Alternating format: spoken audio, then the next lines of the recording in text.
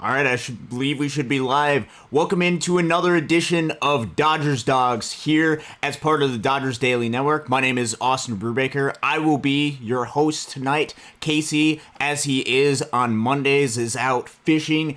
I know he's been busy this week with a lot of responsibilities, even outside of Dodgers baseball. He does a lot of covering of Oklahoma State and all of their baseball that they do, all of the different sporting events that they do. So he's been busy. Tonight it's going to be just me. My voice is a little bit hoarse. We'll be talking a little bit about that a little bit later, just because of some exciting baseball that happened this weekend, as I'm back in the groove of traveling through the baseball schedule, and the Dodgers are in a groove right now. We saw the weekend series that they had with the Chicago Cubs. We'll be talking about implications of that. What are some of your takeaways? We'll talk about Dodgers versus Twins and a lot of talk about the system as well. I will be live heading up right until game time, right at about 7:40 Eastern time, or about 4:40. So wherever you guys are, if you guys are working right now in California, welcome in Dodgers Daily. My name is Austin Brubaker. You can follow me on Twitter at AustinBRU99. You can follow Dodgers Daily at Dodgers_Daily.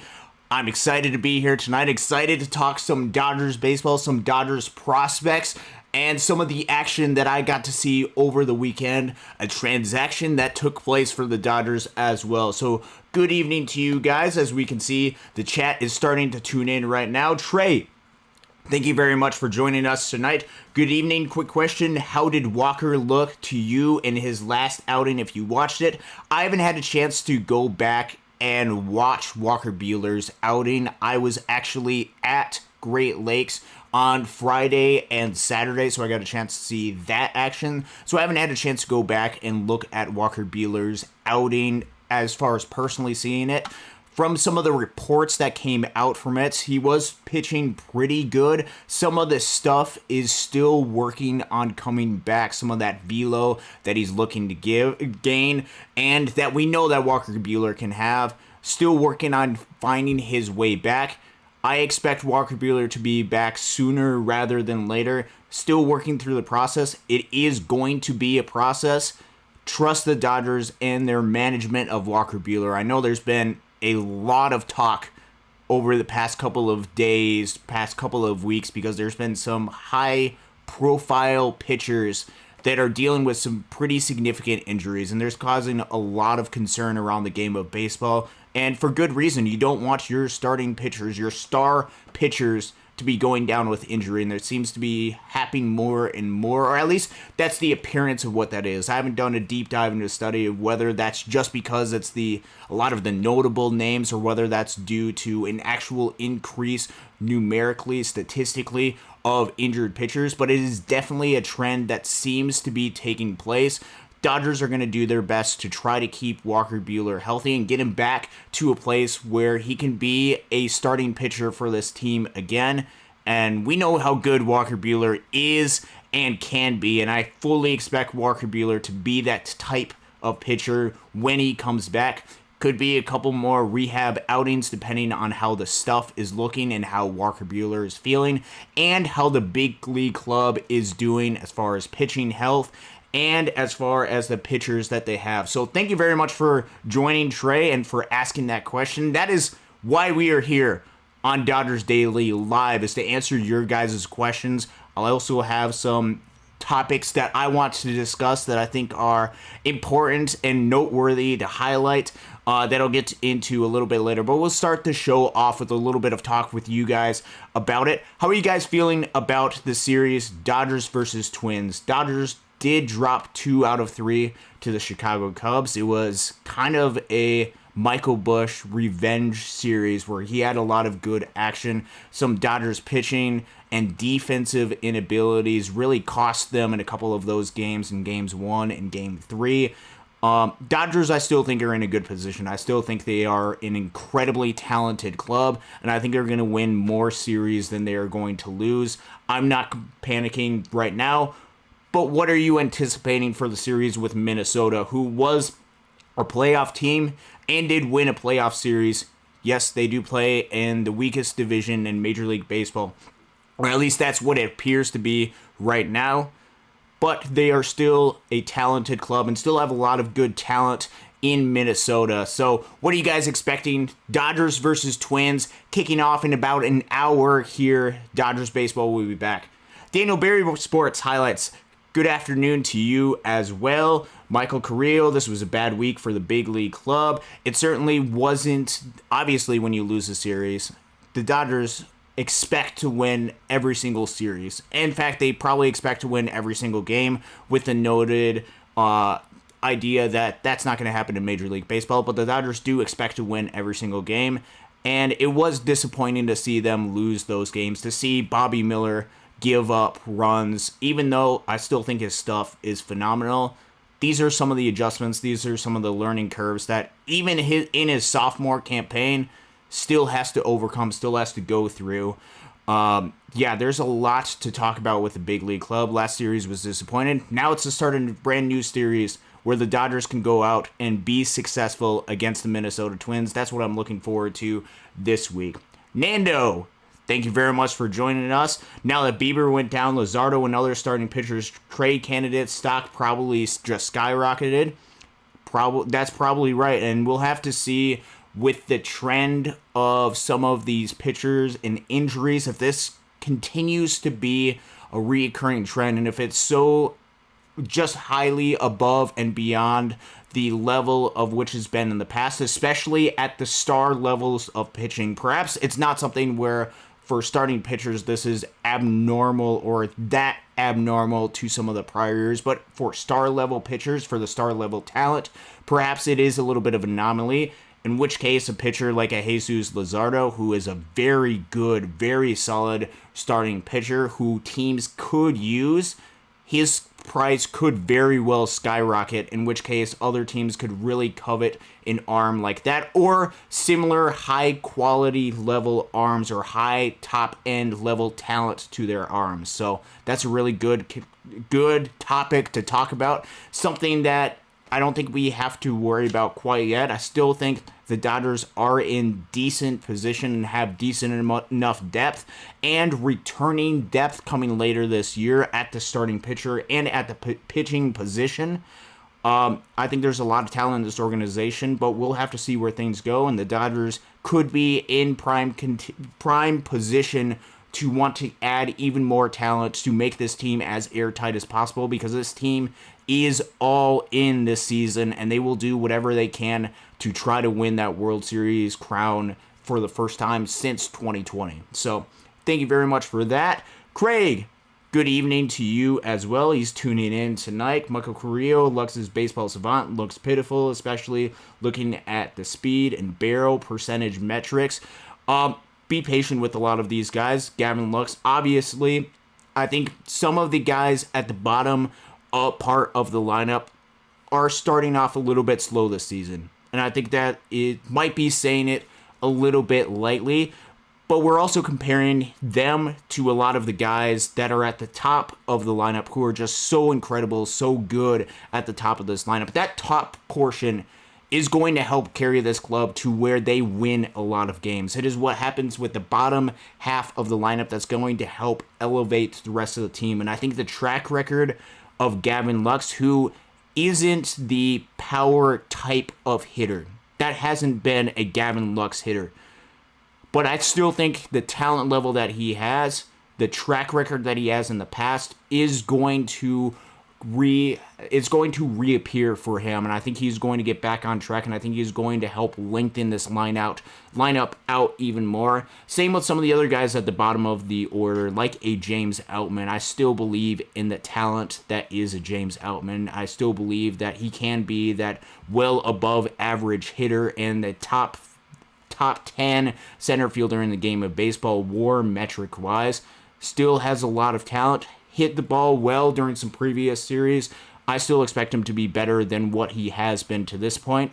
And then some of the strikeout numbers for some of the other hitters that we're seeing from a Teoscar Hernandez or a Max Muncy. I think Max Muncy's strikeout percentage is too high right now at about 45%. I don't think that's going to sustain itself through the entire season. That has to come down for him a little bit.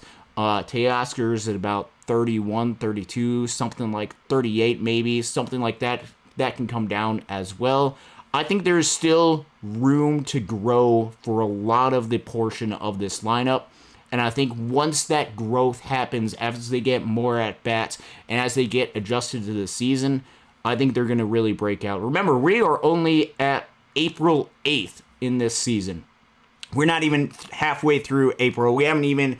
We're at, 10, 11 games into the Major League season. Still very early to make a judgment call because you can look at any single player over a 10-game period and identify some of the negatives about that 10-game period or say that player might not have been good if you only look at that sample size. So I'm not going to panic until maybe towards the end of the month, maybe towards the beginning of May. Then we can do a real deep dive analysis and evaluation of, okay, if there is continual struggle, at what points do you look to try to make some sort of change in the lineup? What points do you look to see if there's alternatives to some of these guys or start to look for a plan B? Right now, a lot of these guys, especially like a Kike Hernandez, Chris Taylor, Miggy Rojas, are getting a lot of at-bats off of the bench, especially due to the Jason Hayward injury and just playing some of the matchup games. These guys are getting at-bats, they're getting reps, and I still think the Dodgers are going to win a lot of games with the talent and with the club that they have. Could be my opinion, could be a little bit too optimistic about this club. Yet I think this club has provided a lot of reason to be optimistic about them, which is why I'm cool with keeping and allowing these guys to get at-bats and letting the full season effect and the track record that a lot of these players have speak for itself going forward, knowing that the Dodgers can and will adapt as needed, just not overreacting too soon, too quick to some moves and moving on from a player who could really turn out to be something good and be a solid, reliable piece for your team. So that's kind of where I'm at with the Dodgers and their lineup. Perhaps I am wrong. Perhaps I'm too optimistic, in which case this is a good discussion back and forth. And looking at, as was pointed out, as far as looking at some of the baseball savant numbers, I like looking at some of the expected WOBA, which some of them aren't great for some of the Dodgers hitters. I think looking at a lot of those baseball savant metrics is incredibly good and incredibly insightful as far as how the hitters are doing hitting the ball, how they are doing so far. Definitely something to keep an eye out for as we continue to go forward in this season. So definitely is a lot of fun to watch Dodgers baseball and analyze baseball as we do as fans. So thank you very much for joining us right now. Nando390, could it be ban on sticky stuff that causes pitchers to make their arms, elbows work harder to be effective? I honestly don't know and Major League Baseball obviously doesn't know what the true cause is of a lot of the injuries that these pitchers are doing. Pitchers are throwing faster, harder than they ever have. They are doing it now in a little bit of a quicker time period. They crack down on some of the sticky stuff that they've had. There's a lot of different factors that are going into this equation, and perhaps you see a little bit of correlation which each one of these causes, and seeing an increase of injury, increase of velocity, increase or a ban on sticky stuff, the use of the pitch clock. All of these different factors are put into the equation. I think it's important to remember the statistical concept that correlation does not imply causation, meaning just because two things are happening at the exact same time doesn't mean necessarily that one is causing the other. So I don't know for certain if sticky stuff is causing a lot of the pitching injuries, or the lack of sticky stuff causing the wave of pitching injuries. I don't know if the pitch clock is causing the wave of pitching injuries. I don't think anybody can make that definitive statement right now. Otherwise, Major League Baseball would do something about it, because they don't want their star players sitting on the bench or getting injured all of the time.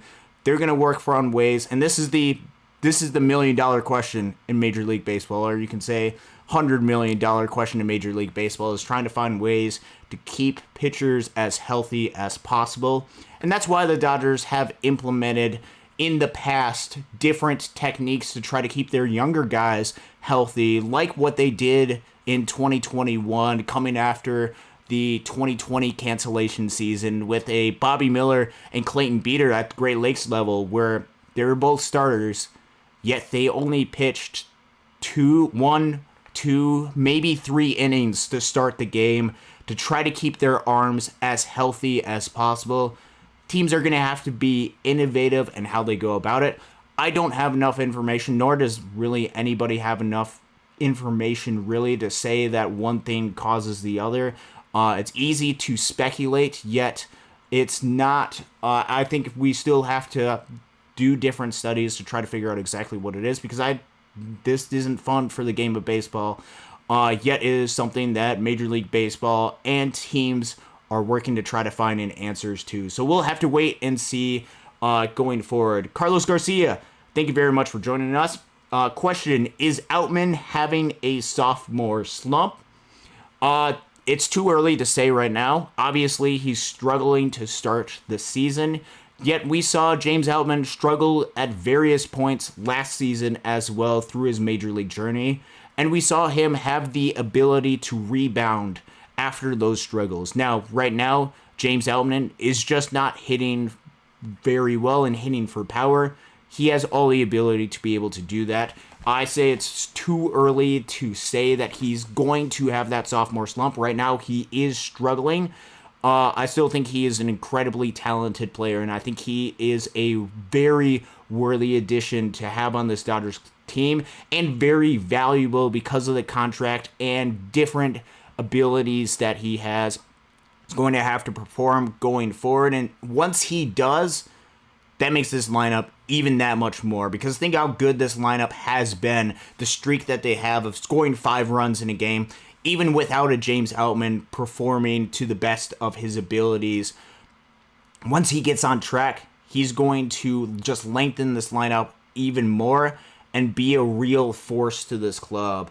Carlos Garcia also says 6 innings for James Paxton today certainly would help the Dodgers and all of their pitchers that they have. We've seen a lot of variety of pitching for the Dodgers and what they've done as far as different ways to implement starters or bullpen pieces into their rotation. Again, to try to keep their club as healthy as possible. We saw Brusdar Graterol. We saw a Blake Trinan go down with injuries early in the season, and they're still working on their way to come back. We've seen, obviously, Walker Buehler making rehab starts. We've seen Clayton Kershaw working to come back. There are definitely some injuries, and there's a lot of moving pieces.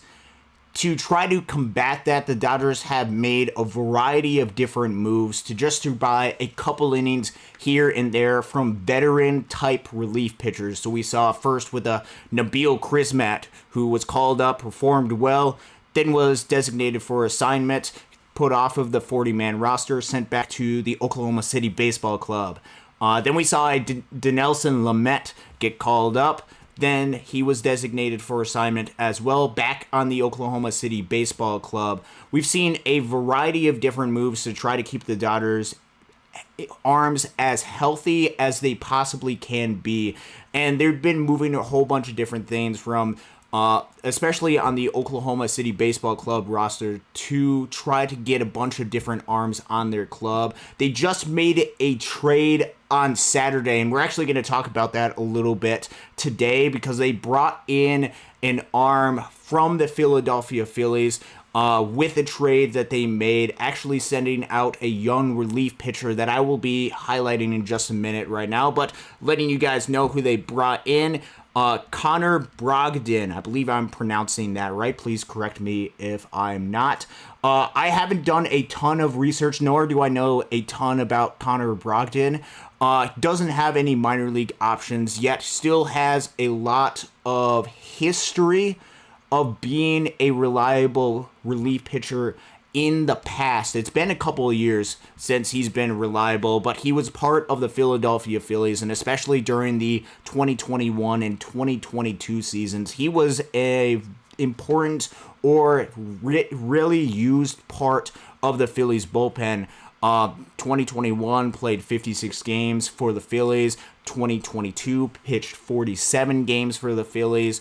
All of them with about a 3.5 to lower ERA each season, with the underlying metrics backing that up. Yet the past season, 2023 and 2024, very much a little bit of a different story. Last year, pitched 27 games with about a 4 ERA. Some of the underlying metrics don't back up that, having it be a little bit closer to 5. Then to start to the 2024 season has been a little bit more of a struggle for him. So he was traded to the Los Angeles Dodgers, doesn't have any minor league options, in another way for the Dodgers to try to acquire some additional talent for this club and to try to keep their club as healthy as they possibly can be. So with the Dodgers, and I'm going to pull up, I actually have video today. I'm trying to get that to work, so I'm going to be working on getting some of that video up. Dodgers did make a trade, and it is somebody that we've talked about quite a bit here on Dodgers Daily. We did a little bit of a prospects that you should know video back a couple months ago. Probably one of the most proud videos that we did, just highlighting some of the some of the really notable guys within this system. Connor Brogden brought over to the Dodgers in a trade for relief pitcher Brogden and Robles. So we're going to get some video actually of Brogden and Robles here in just a second. Let me cut over to that right now. Yeah, this is going to be Brogden and Robles pitching. And I really want to highlight Brogden and Robles, who, even though he is now a Philadelphia Philly, I think it is important to recognize the contributions of the guys in this system, because I think that creates a good culture within this Dodgers, and it's important to recognize the success when you have them, even if it comes at the minor league level. Often the major league guys, we get to see their success very clearly, but the minor league guys, we don't. And Brogden and Robles has an incredible story last year. Started off the season in Great Lakes, and to say it was a struggle during his first couple of portions of the season definitely would be true. And let me go ahead and get some more video of him in just a second. Yeah, he really struggled to start the season. In April, pitched only at 2 1/3 innings with a 15.03 ERA. He had 4 walks, 2 strikeouts, 3 wild pitches, was really lacked a lot of command early in the season. Spent some time on the development list trying to work on his stuff.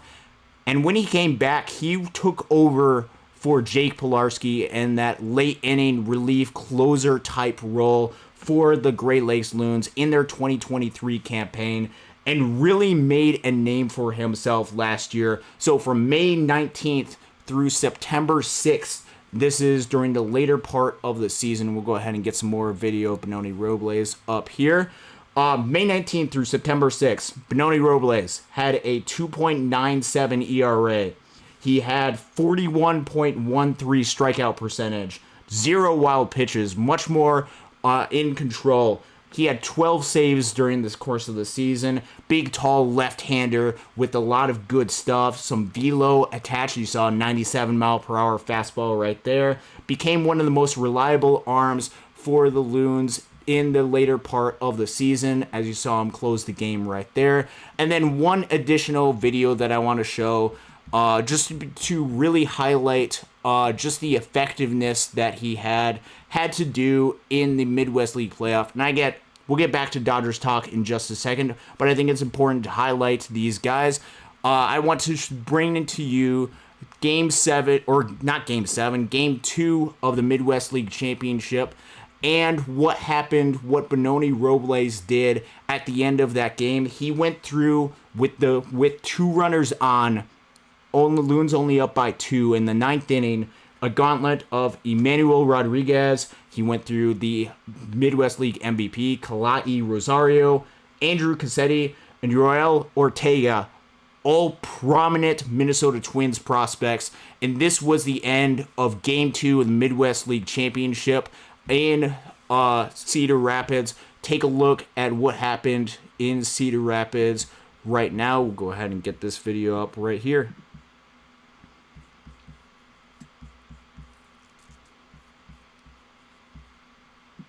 And it's a swing and a miss, strike three. He got him, and Robles slams the door with his back against the wall. We will see you in 45 minutes for a winner-take-all Game 3 in the Midwest League Championship Series. So that was Benoni Robles in the Midwest League Championship Series. I wanted to highlight him because often we don't know the names attached to a lot of these trades.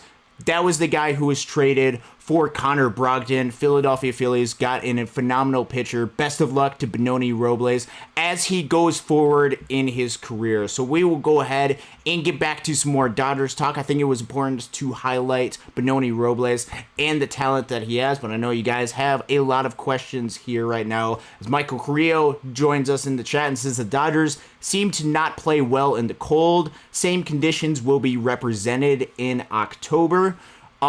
Obviously, the Dodgers, and especially this early in the season, aren't used to playing in that type of environment. When you get to play in Southern California, when you get to play in the weather that they have there, being and playing in conditions that are much colder, much less conducive to baseball type environments, that can create a little bit of a struggle for especially your offense during that type of weather and environment, especially if your club is not used to that.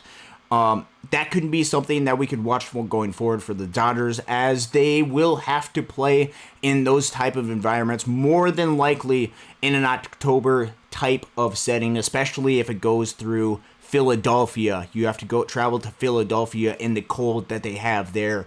Or if you have to go in a World Series to a place like New York, that could be something where you play in different type of environment. You're going to have to play well during that type of series. Definitely something to keep an eye out for the Dodgers, as they are not used to those type of environments. Craig Osterberg, why are the bottom half having a lot of the lineup having so much trouble hitting the baseball? I think this is just something that we're seeing. Could be a little bit of the early season getting off to a slow start. It is weird that it is happening to a lot of the hitters at the bottom part of the lineup. I don't know if there's a little bit of adjusting that they're trying to do from starting off spring training, then going to Korea, then coming back. Although every single one of those players had to make that adjustment. I'm not a baseball hitting coach, so I know they are working on it. They're trying to help these hitters make the proper adjustments that they need to in order to get their talent to the level where it can, and they know that it has to be, and we know that they will be going forward. Scarlet and Blue, thank you very much for joining us here. Dodgers Dawgs, part of the Dodgers Daily Network. Dodgers are fine in the cold. It's when it gets sloppy. 99% of baseball players are in trouble. Very true, and especially when it's in sloppy conditions, like what we saw yesterday during the game versus Cubs, that created some really sloppy and not good baseball, or not clean baseball, to say the very least, and that is something that very well could happen for the Dodgers if they have to play in that type of environment, or any type of club. Right now, I was looking, and I do a lot of statistics, especially for the high level Midwest League, and it's pretty cold over here, although it's actually not too bad this past week and around the Midwest League and around 50 or so. And always the run scoring environment when you're playing in that type of weather is way below. I think the league-wide OPS right now is below 600. It's like 500 for the Midwest League 3 games into the season, and that's in the Midwest colder environment. You're going to play a little bit sloppier, and the offense just isn't going to be quite there. One-Eyed Dragon, thank you very much for joining us. Just as a reminder, if you could leave a like on the video, it is very much appreciated. Help share the stream to a whole new different audience. We know that we have people watching from all over the world that have tuned in to Dodgers Daily to try to help bring coverage to the Los Angeles Dodgers and especially the Dodgers farm system as well, and some of the great stories that get told around the Dodgers. We would greatly appreciate it.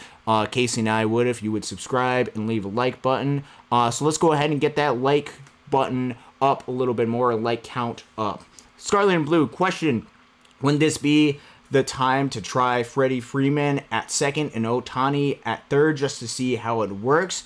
I mean, you could try to go ahead and mix things up at the top. I think with the way things are going right now, I think Freddie Freeman, Shohei Ohtani, and Mookie Betts, I kind of said it in reverse order, is still a very potent and very talented club. And I think with having Shohei Ohtani second, I think through the course of the regular season, I think that's going to get him even more at bats, which I think might be some of the thinking. And you've seen this with some of the way that teams are lining up their lineups. Instead of having the slugger be that 4-hitter or maybe even that 3-hitter, a lot of clubs are putting that type of slugger in, or one of their, if not their best hitters, into that 2-hole to try to get them more at bats over the course of a full season, a full sample size. I don't remember exactly what the numbers are, but you're talking about 10 to 15, maybe 20 more at bats for Shohei Ohtani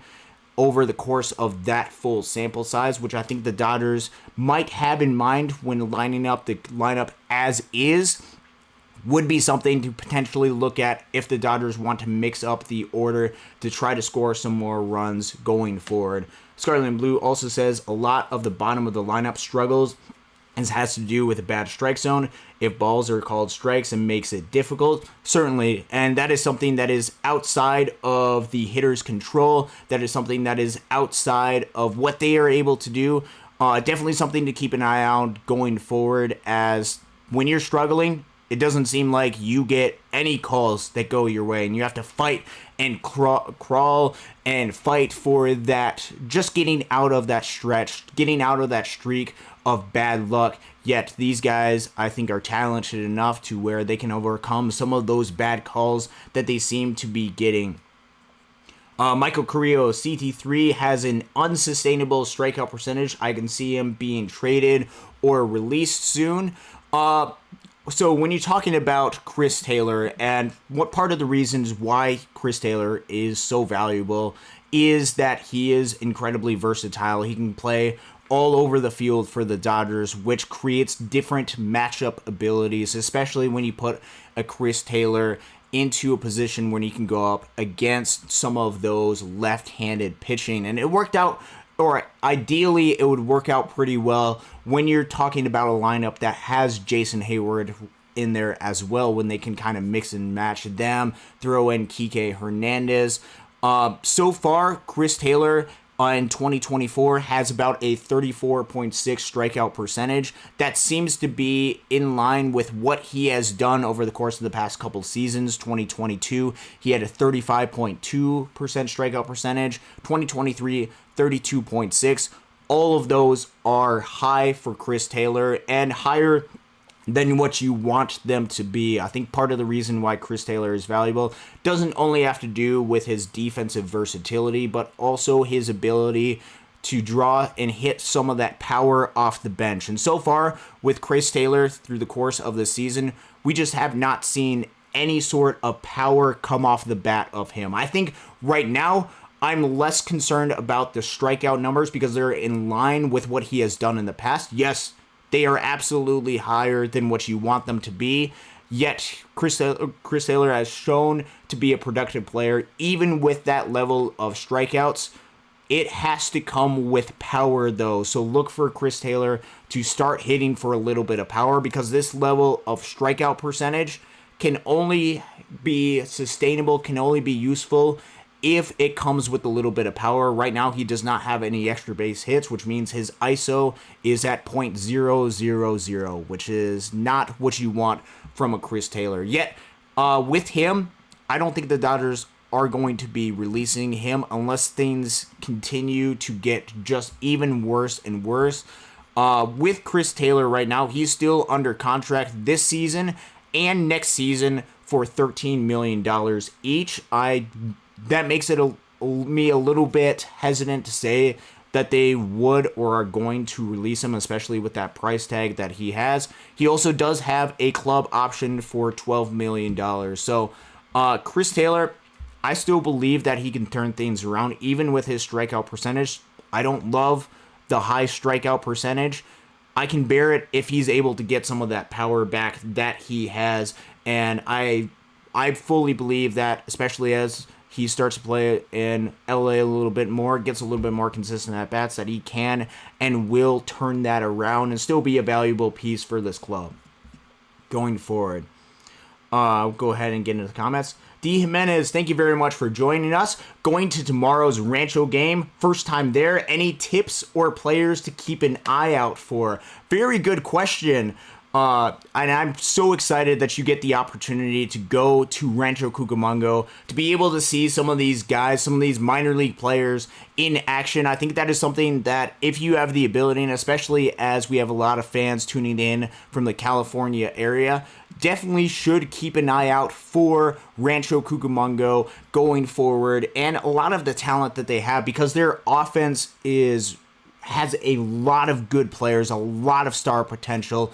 One guy that I want to highlight, and hopefully I'm going to be able to get some video of him in just a second, because he had an incredible week, that's Zaire Hope. Zaire Hope went out and absolutely dominated the first couple of games for Rancho Cucamonga.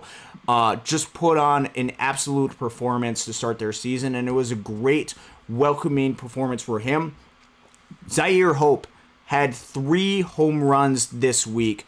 Just absolutely phenomenal for him, and we're going to get some video of Zaire Hope right now. Definitely him is somebody that I would keep an eye on going forward. You can see that he had the double or triple, I guess, right there. I didn't get a chance to watch these games live. We're going to watch some more Zaire Hope right now. You can see the power that he has on display. He came in with the trade with Michael Busch. So watch out for him. Also, we'll get into Jackson Ferris here in a minute. Zaire Hope is on fire right now, as well as some of the other guys. So a Josue De Paula in the outfield, one of the most highly talked about Dodgers prospects going forward. You can talk about the corners of the infield with Jake Geloff and Joe Vitrano. You can talk about Jesus Galiz behind the plate. Just a lot of talent in Rancho Cucamonga. Kendall George is in the outfield as well. A lot of different pieces and a lot of guys that can, and guys that I don't even know about yet, can surprise you going forward. So be on the lookout, Rancho Cucamonga. Go out there and explore the ballpark, interact with a lot of the people that work there and the fans that they have there, and just take in the atmosphere that is minor league baseball, which is a little bit different than a major league setting, major league type game, a little bit more intimate, and you can get to know a lot of great people that work in the game of baseball, and the game of baseball is so incredibly fun. But as if you're talking about the guy that is most on fire right now, it has to be Zaire Hope. So thank you very much for joining us in that question, and I'm excited that you get a chance to see the talent in Rancho Cucamonga going to the game tomorrow, and I hope you get to go going forward to some more of these games. Craig Osterberg, do you think Miguel Vargas will get another chance this year with the big league club? It depends on how he's hitting, and right now Miguel Vargas is actually performing pretty well. He has been really good during his action with the baseball club. And go ahead and pull up some of these numbers. It's a little bit clunky when I'm doing it on my own right here. But right now in Rancho Cucamonga, just talking about his offensive numbers, hitting .294 with a .405 on base percentage, .618, I should say, slugging percentage, and that has to do with in 9 games, Miguel Vargas has 3 home runs, and he has a 151 WRC plus in the 9-game sample that he has for the Oklahoma City Baseball Club in the year 2024. So if he continues with this offensive streak, and a lot of these guys are struggling, perhaps we do see a resurgence of Miguel Vargas. Perhaps we see Miguel Vargas be back to that type of player. It's going to be about when does opportunities open up for him and how the Dodgers are doing health-wise, and if Miguel Vargas is able to perform. Right now, he's still been able to perform to a great level for the Oklahoma City Baseball Club. If he keeps this up, I think he's going to find a way. Tonight for the Dodgers, I believe Taylor Trammell is going to be making his Dodgers debut. We'll have to wait and see how he is going forward and what he's able to do for this Dodgers club and what type of runtime the Dodgers have for Taylor Trammell. Doesn't have any minor league options, so I'm not anticipating it to be too terribly long. Yet, I also want to see the best in these guys, and I think Taylor Trammell still has a lot of talent. I just don't know if the opportunity is there fully for Taylor Trammell this year in 2024. So we'll have to wait and see. Cole, thank you very much for joining us. I'm more concerned with the strikeouts. And it also states last year, Rookie of the Year is only batting 200. So yeah, there's adjustments needed to be made by Outman. I think strikeouts, especially right now, are concerning. There are some strikeout numbers that are far too high for this big league club. And we see that even with the course of this lineup right now, just looking at some of the strikeout percentage, Max Muncy has a 44.7% strikeout percentage. That is far too high, and even with the level of power that he has, that is unsustainable through the course of the full season. Max Muncy knows that. He's been more of a 26 to 28, 29% strikeout percentage, in which case, if he's at that level, he has been incredibly productive, incredibly valuable.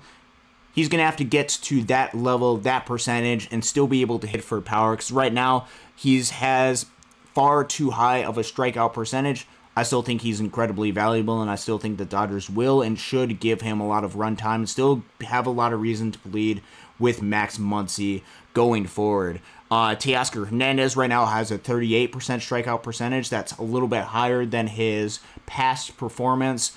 Still is very much a high strikeout type of hitter and still has to be lowered for him going forward in order to sustain the level of success that we've seen a little bit during the first part of the season. James Outman has a 34% strikeout percentage, a little bit higher than what it was last year. You want to see that get a little bit closer to 27-ish percent.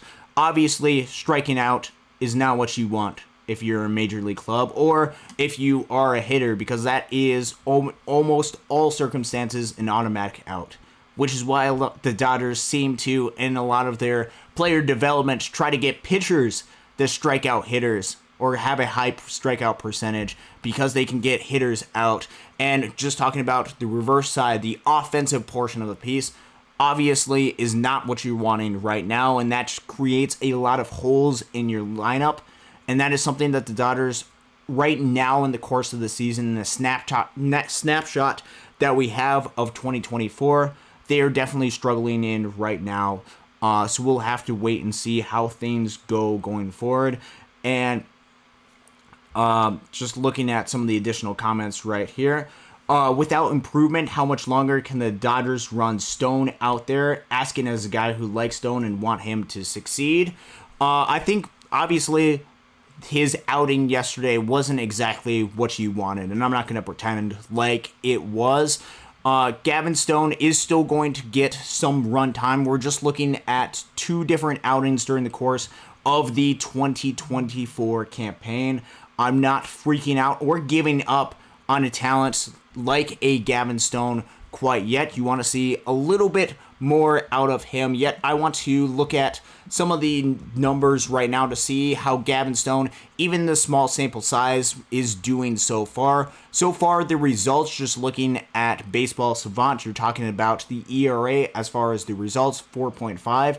I know he gave up more runs because of some of the errors that took place, or the some of the unearned runs that he had. Right now, his expected ERA is 3.59, just over a 2-start sample size, so I'm not going to draw too much from that. And then just looking at some of his other numbers right now, again, I'm trying to be optimistic about Gavin Stone right now.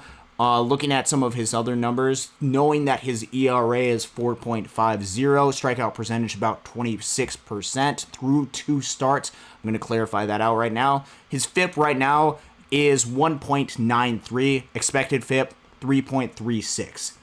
So perhaps you lean a little bit more into the FIP, xFIP, or the expected ERA and say maybe there's a little bit more there. You want to see Gavin Stone be able to get a little bit more swing and miss and try to use some of his other pitches to set up that changeup that can get a lot of swing and miss.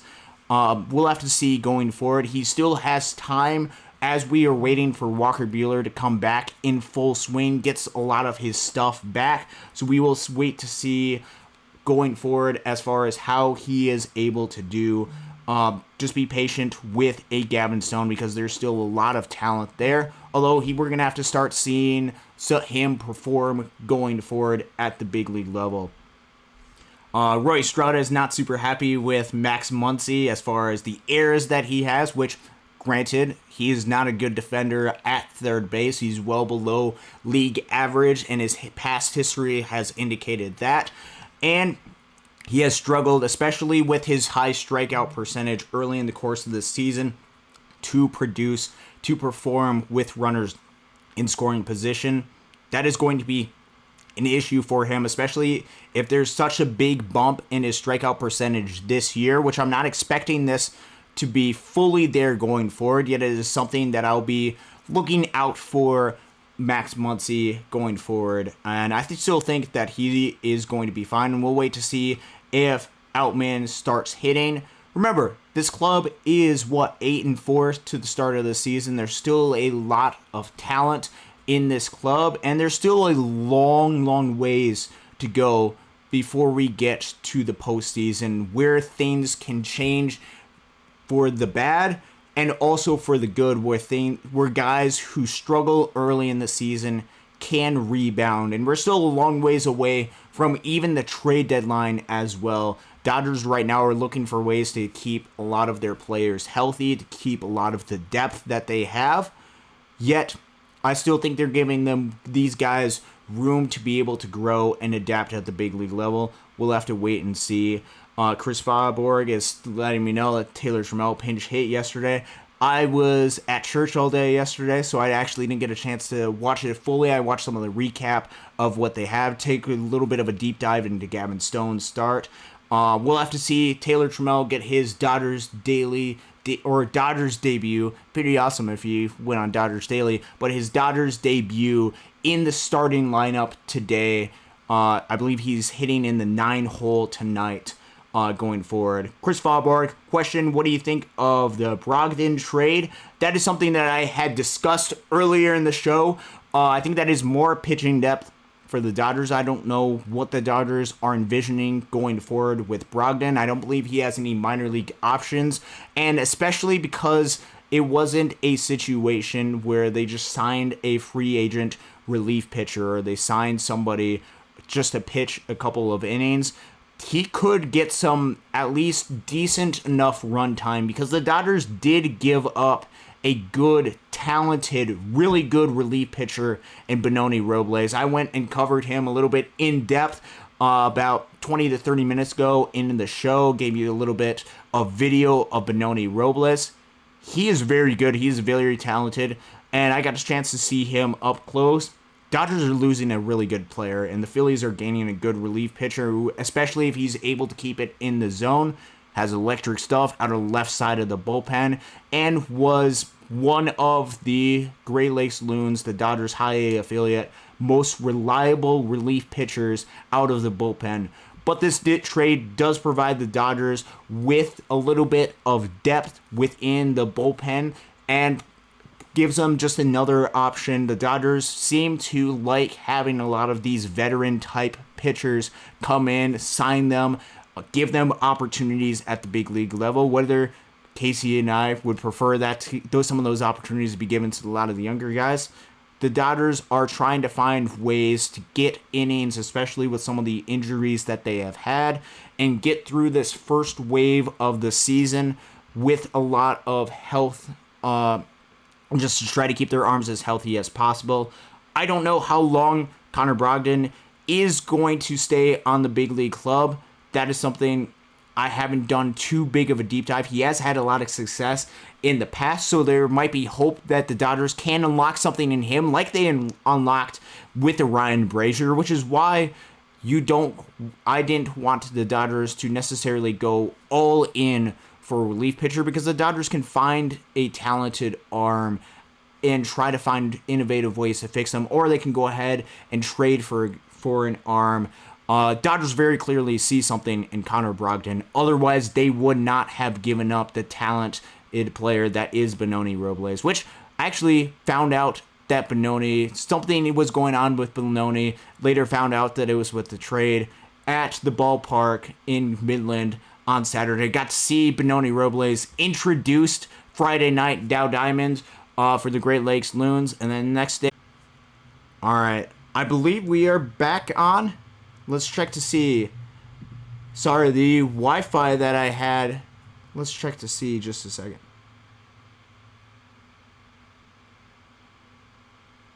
All right, I believe we are back live right now. Let me know if you guys are seeing me right now. You guys can hear me. Internet just gave out for just a second. I apologize for that. If you guys hear me, if I am live right now, can you guys just let me know in the chat, and I'll be sure to continue on with this live stream. We'll continue on with the content right now, and we'll go a little bit of a deep dive into some stories that I have and some of the highlights that I saw over the weekend. So if you're in the chat right now, can you just let me know if we are back live here? Dodgers Dogs, part of the Dodgers Daily Network. Craig Osterberg looks like it might rain out tonight. Will rain 50 to 80% in the next 3 or 4 hours. We'll have to wait and see what happens. Chris Fauberg just letting me know that we're back good. Same with Craig. Thanks so much for sticking around. I don't know what exactly happened. Wi-Fi just kind of gave out for me. Guess that just happens here in the state of Michigan. Which, speaking of which, I'm going to close the show tonight talking about what I got to see and experience over the course of the weekends. We're going to talk through and have some video highlights and some talk about the experience that I have with the course of the Dodgers farm system, because the farm system is back in full swing for the Dodgers. We saw the Dodgers start with all of their farm system. Baseball club started about a week and a half or so ago. Now the Tulsa Drillers, the Great Lakes Loons, and the Rancho Quakes are all back in action. And let's start with Tulsa and Rancho, then we'll get back to Great Lakes in just a second. Tulsa right now, which a lot of those players are 2023 Loons players, that is an incredibly fun club to watch. If you want to watch a baseball club that wants to win, that is just so incredibly talented, tune into MLB.tv or MILB.tv and watch this Tulsa Drillers club. You're seeing, especially in that first game, we just saw a little bit of a rebound from a Diego Cartaya, who's a very good catching prospect. We're going to see the pairing of Diego Cartaya and a Dalton Rushing paired together at the catching position. We also get to see a lot of talent on the rest of the offense. You get to see a couple of other catching prospects within this system that can play other positions,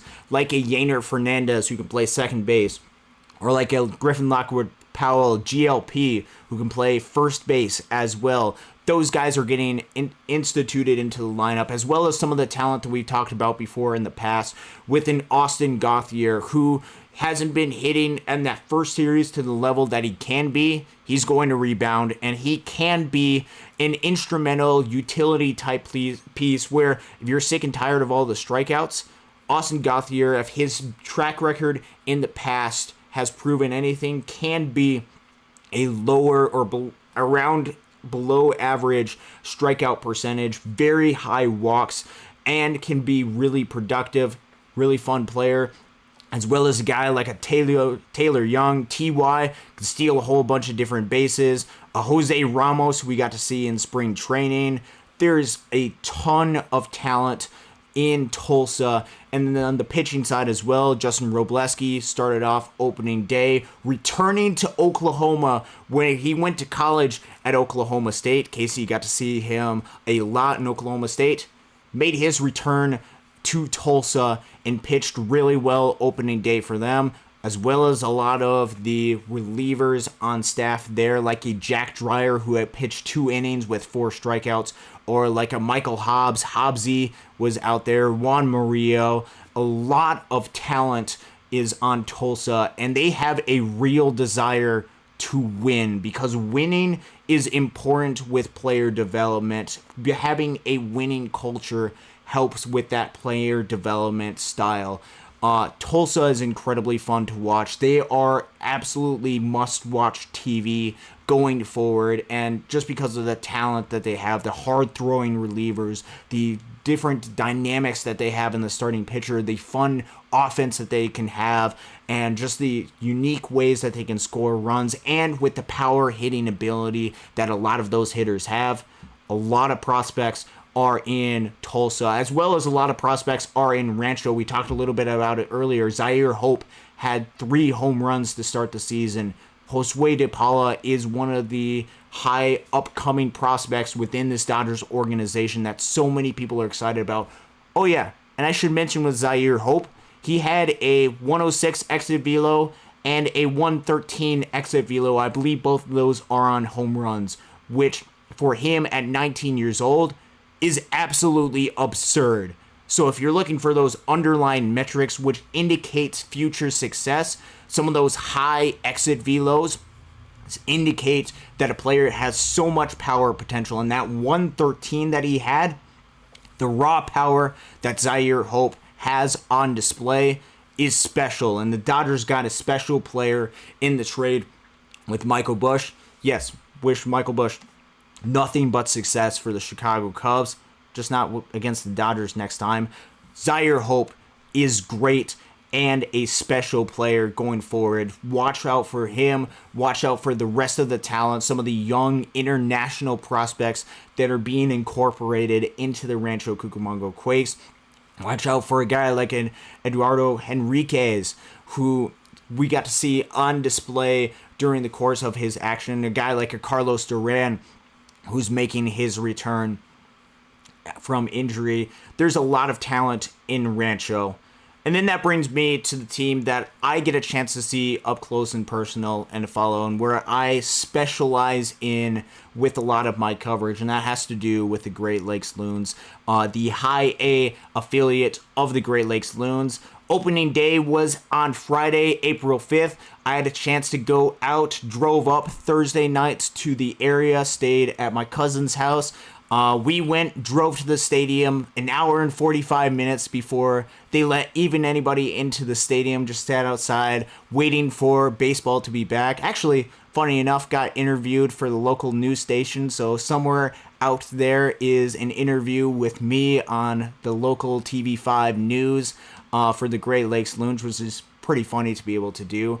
That isn't the focus. What was really cool about that evening is you got to see some pitching on the side for the Dodgers, and actually want to go ahead and display some of that pitching, because on Friday I got to see the Dodger affiliate debut of Jackson Ferris on the mound. So we talked a little bit, and quite a bit, on this show about how good Zaire Hope was, the 113 exit velo that he had.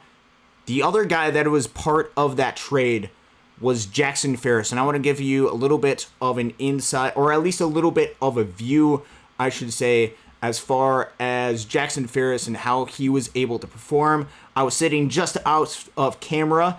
The breaking ball that Jackson Ferris has is just wicked, and he was able to generate a lot of swing and miss, pitched 3 innings during the course of his outing on Friday night.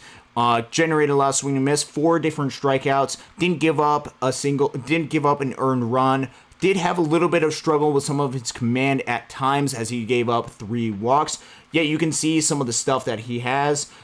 It is really good stuff. Jackson Ferris is very talented, and as he continues to grow and adapt to the high A level, he's going to be a good, talented pitcher. Yet, he wasn't the only pitcher that I get to see over the course of the weekend. I also got a chance to see the 2024 affiliate debut of Jared Karros, who pitched last season in Great Lakes and was phenomenal. I talked about it quite a bit, and this is one of my favorite stories to tell about Jared Karros. He outdueled Jackson Jobe twice in a week span to eliminate the West Michigan Whitecaps in 2024. And Jackson Jobe is one of the, if not the best pitching prospect in the game of baseball. And that success continued on Saturday. Saturday was his outing against the Fort Wayne Tin Caps, and he pitched really well. Had a lot of strikeouts. He's one of those. He generates a lot of weak contact off of the bat. Still is able to generate some swing and miss. Did give up one home run, but that was the only blemish on his record on Saturday. Pitched 5 innings. He was able to provide some length out of the starting pitching side. Actually, in some of these shots, you can see me. I'm sitting right behind home plate, which is pretty funny.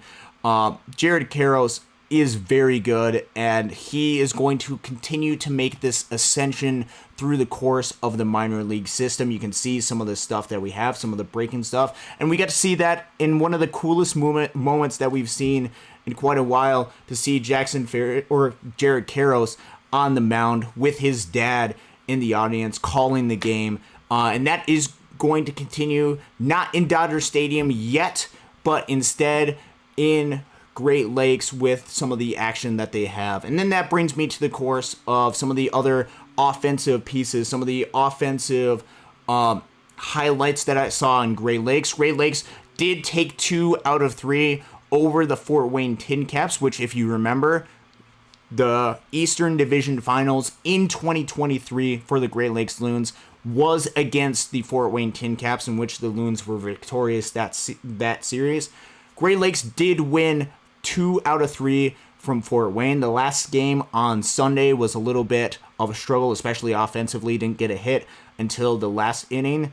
The first 2 games, though, very highly competitive, very, very highly fought over, and a very good story for the Great Lakes Loons, actually, that I want to highlight. First, I want to mention Dylan Campbell from the University of Texas, who used to break Casey's heart when Dylan Campbell was destroying a lot of the pitches from Oklahoma State pitchers. Now Dylan Campbell is fighting for the Dodgers, and actually is somebody that Casey is rooting for now. He had 4 RBIs during the course of this week, performed really well, as well as a Kyle Nevin, who got on base a whole lot, especially was perfect at getting on base during that first game of the series. There was a good offensive performance for the Great Lakes Loons during the course of that series. Jordan Thompson had a double to the right center field gap. Shortstop prospect Tyrone Lorenzo played. Had a lot of walks that he had, got on base quite a bit. Nelson Quiros out of the catcher position played pretty well as well. Yet there's one guy and one story that I want to highlight throughout the course of this. And this is a guy that you guys probably are familiar with, yet I think it's important to know and recognize the story that he has. That is Noah Miller. Now, you might recognize the name Noah Miller because Noah Miller is the guy that came over in the Manny Margot trade. The Dodgers got Manny Margot, the Ryan Pepio and Johnny DeLuca trade. Noah Miller was the guy they got in return for Manny Margot and Rain Doncone, which, shout out to Rain Doncone, he had a good opening week in low A for the Minnesota Twins organization, and very likely will be making at some point his Cedar Rapids Colonels debut. Noah Miller played for the Cedar Rapids Colonels in 2023, the high A affiliate for the Minnesota Twins. And why is that relevant? Because in 2023, the Midwest League Championship Series was against the Great Lakes Loons, meaning that Noah Miller in 2023 was playing against the Dodgers affiliate, the Great Lakes Loons, to start off, or to close, I should say, the 2023 campaign. And not only was he part of that team, he was the Cedar Rapids Colonels leadoff hitter in a lineup that was stacked with the Midwest League MVP, Kalai Rosario, with Emmanuel Rodriguez, with an Andrew Cassetti, with all of these talented Minnesota Twins prospects that had such a great offense, won 82 games, went 82-50 last year. Cedar Rapids Colonels were the force of the Midwest League, and Noah Miller was the catalyst for that team. So in 2023, Noah Miller was fighting against the Loons and was an instrumental reason why the Loons did not win their second ever Midwest League championship in 2023.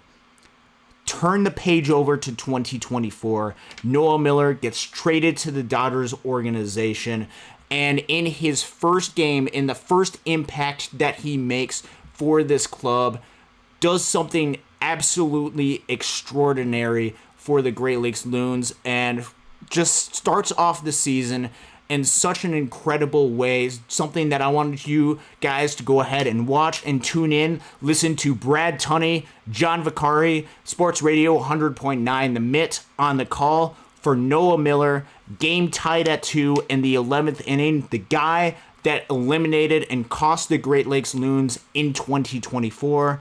His story gets turned around in 2023. His story gets turned around in 2024. Go ahead and take a look at what happens next for the Great Lakes Loons right here.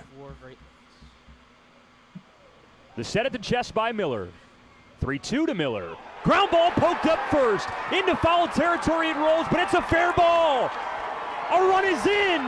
Rodriguez touches. And Great Lakes steals one on opening day. Noah Miller mobbed in his first game as a Dodger and as a Loon.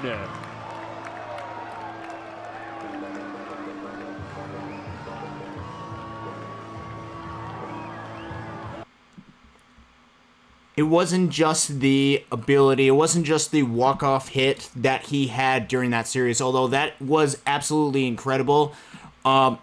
It was the presence that Noah Miller played with. The Dodgers very clearly see something in Noah Miller, and we saw that through the course of what he was able to produce offensively during the later part of 2023, from August 1st through the September 10th, which does not include the performance that he had in the Midwest League playoffs, in which case he did have a home run for against the Peoria Chiefs.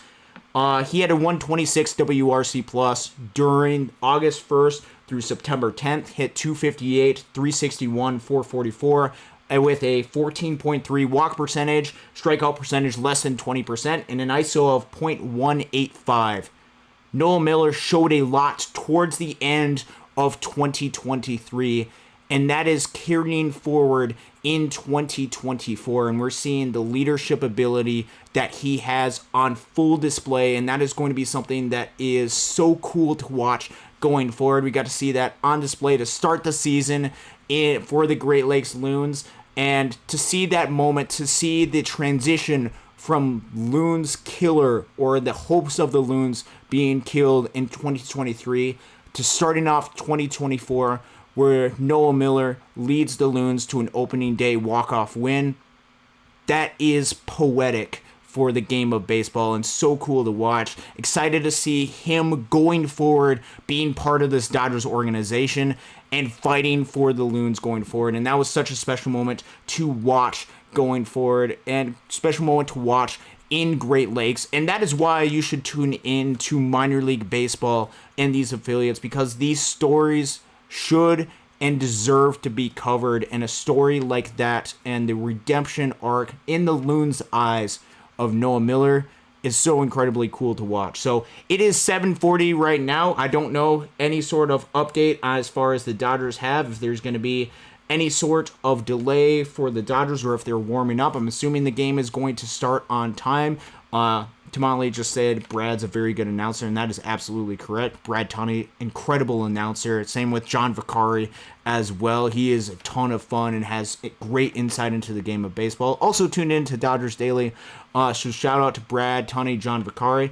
I will be, during the course of this week, traveling with the Great Lakes Loons. I'll be driving an hour and a half to and from Lansing every single day, so that'll be 3 hours of driving Tuesday through Saturday. I'll be at those games, continuing to dive in and watch this Great Lakes Loons team develop and grow through the course of the season and cheer them on and try to help create this winning environment. So I'll be tracking the progress.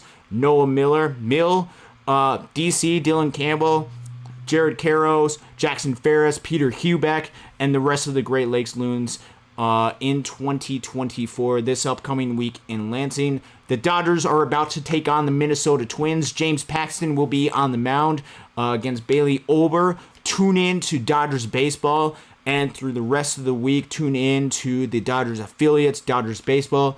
Dodgers Daily, we will be back soon. I will more than likely not be live Wednesday unless I can figure out a way to get my phone to be able to stream out, in which case I might just be audio of me on my drive home from Lansing. Next time I see you guys, we will be talking more about Dodgers Daily, more about Dodgers baseball. But until then, go Dodgers, go Loons. A lot of exciting things coming up. Dodgers baseball and at Dodgers Daily. Be sure to tune in next time when we go live and when a new video gets dropped. As new videos, we try to drop them every single day. Until next time, go Dodgers and go Loons.